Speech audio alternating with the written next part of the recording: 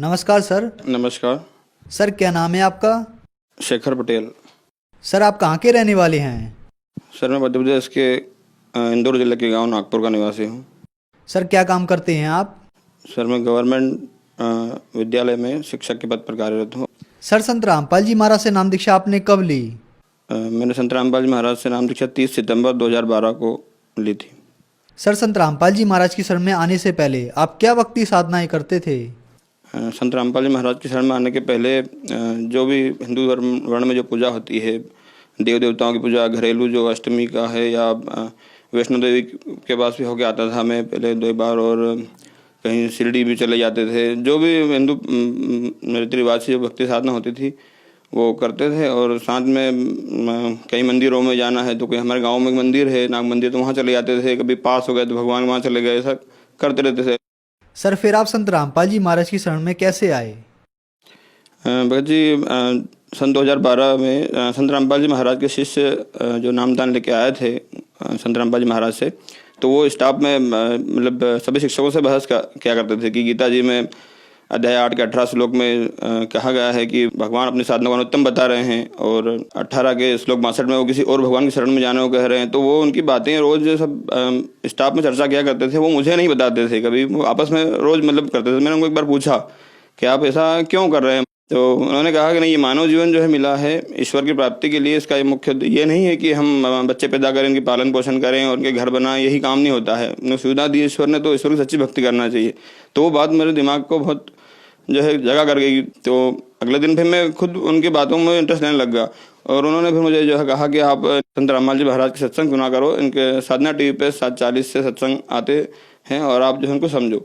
तो मैंने जब इनके सत्संग सुनना प्रारंभ किए, उनसे ज्ञान का पुस्तक भी ली। तो संत रामपाल जी महाराज के सत्संग सुनने के बाद में कुछ महीना भर तक सत्संग सुना होगा मैंने पूरा, और वेदों में जैसे कबीरदेव बताया परमात्मा स्वरूप संत रामपाल जी महाराज ने, तो फिर मैंने जो है 30 सितंबर 2012 को बरवाला जा करके संत रामपाल जी महाराज से नाम दीक्षा ग्रहण की। सर संत रामपाल जी महाराज से नाम दीक्षा लेने के बाद श्रद्धालु को बहुत सारे लाभ प्राप्त होते हैं, तो क्या संत रामपाल जी महाराज से नाम दीक्षा लेने के बाद आपको भी कुछ लाभ प्राप्त हुए?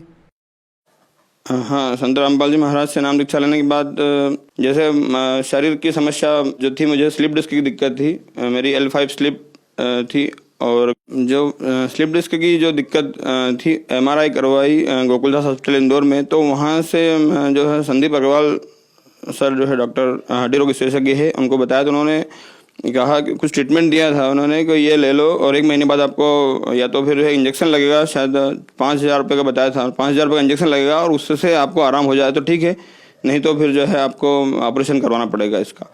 और ऑपरेशन के बाद में भी आपको कोई वेट नहीं उठा सकते, आप सामान्य जीवन नहीं जी सकते, जैसा गाड़ी दौड़ाना या कुछ करना नहीं कर सकते आप। लेकिन संत रामपाल जी महाराज से दीक्षा लेने के पश्चात मुझे स्लिप डिस्क के बारे में ना कोई दवाई लेना पड़ी, ना कोई ऑपरेशन करवाना पड़ा, केवल बस गुरुजी द्वारा दिए गए मंत्र जाप से ही जो है मेरी वो समस्या दूर हो गई। दूसरी समस्या मेरी जो है पाचन संबंधी थी, जो 4-5 साल से लीवर में पीलिया हो गया था, कमजोरी बहुत ज़्यादा थी, और कुछ भी चीज़ खाने में शरीर के अंदर पाचन में समस्या आती थी। डॉक्टर के पास जाते थे तो वो जो है पाचन की गोली देते थे, जब तक खाते जब तक ठीक रहता था, और उसके बाद में वापस वही स्थिति आती। लेकिन संत रामपाल जी महाराज से नाम दीक्षा लेने के बाद जो है ना तो मैंने कोई पाचन संबंधी गोली खाई, ना कुछ का इलाज भी नहीं करवाया।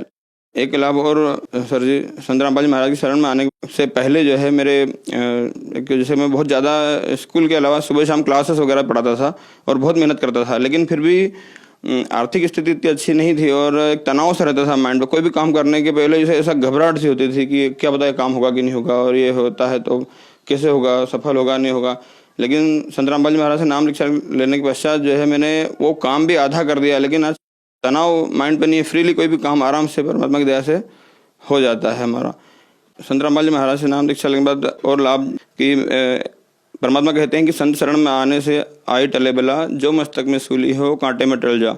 इसके तहत जब हम घर में थे और किचन में एक दीपक लगा हुआ था, तो मेरी बालिका जो है 12-13 साल की थी, वो पीछे साइड खड़ी हो गई, पीछे उसकी जैकेट में आग लग गई, और मैं वहीं खड़ा सतनाम जाप कर रहा था और हम कुछ थोड़ी बहुत बात भी कर रहे थे, तो एकदम आग लगी, तो उसकी जैकेट पूरी जल गई और उसको पता ही नहीं मैं पीछे आग लग गई, और मैं जैसे जस्ट देख कर उसकी जो उसकी आग बुझाई। अगर संत रामपाल जी महाराज की शरण में यदि नहीं होते तो क्या पता वो कौन सी घटना होना थी। तो उससे वो वाणी जो है कबीर परमात्मा की सफल होती है कि संत शरण में आने से कोई भी तकलीफ नहीं आती है, और तकलीफ आती है तो वो बहुत हल्के में टल जाती है। सांसारिक लाभ भी यदि देखे जाएँ तो बहुत होते हैं कि मेरी सर्विस मेरे गांव से 20 किलोमीटर दूर थी, और मैं 20 किलोमीटर दूर सर्विस पे अपने जॉब करता था, माँ बाप के साथ रहता था। लेकिन गवर्नमेंट के नियम के अंतर्गत एक युक्तियुक्तिकरण प्रक्रिया होती है। युक्तियुक्तिकरण में 2 टीचर हम अतिशेष हो गए थे, तो उसमें मेरा नाम भी आ गया। अब ट्रांसफ़र होना निश्चय था। काउंसलिंग के लिए हमको इंदौर बुलाया गया। काउंसलिंग में गए हम, वहाँ पर 18 लोग थे हम पूरे इंदौर ज़िले में अतिशेष में। 14 महिलाएं, उनका नाम पहले आया, उनने काउंसलिंग में अच्छी जगह ले ली। बचे हम 4। अब 4 जब बचे उनमें मेरा नंबर जो है सेकंड लास्ट में आया, तो मुझे कोई जगह मिली नहीं। मेरे गांव से लगभग 60-70 किलोमीटर दूर सारे गांव थे जो उन्होंने बताया कि आप ये ले सकते हो। तो मैं तो असहमत लिख के घर आ गया। अब मुझे फ़ोन आया था बाद में कि आपको कहीं भी फेंक देंगे, ये ट्रांसफ़र दूर कर देंगे।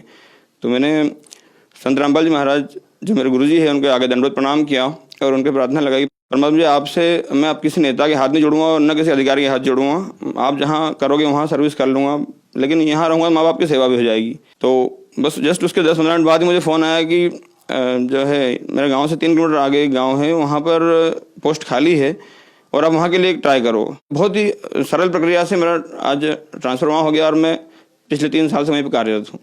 सर, लोगों का मानना है कि संत रामपाल जी महाराज से श्रद्धालु अंधश्रद्धा के तहत जुड़े हुए हैं। आप एक साइंस के टीचर हैं, इसके पीछे क्या सच्चाई है, आपका क्या मानना है?